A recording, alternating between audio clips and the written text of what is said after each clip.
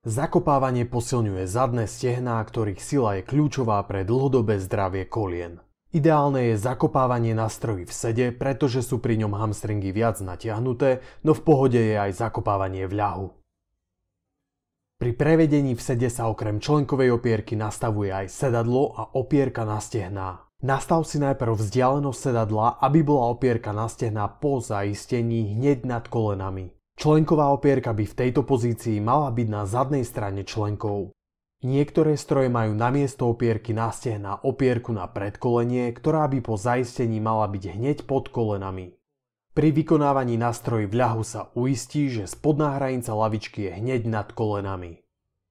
Nadýchni sa, spevni stred tela, vytvor tlak vo všetkých opierkách a následne pokrč kolená. Bez pauzy sa kontrolovane vráť do začiatočnej pozície spolu s výdychom a po krátkej pauze vykonaj ďalšie opakovanie.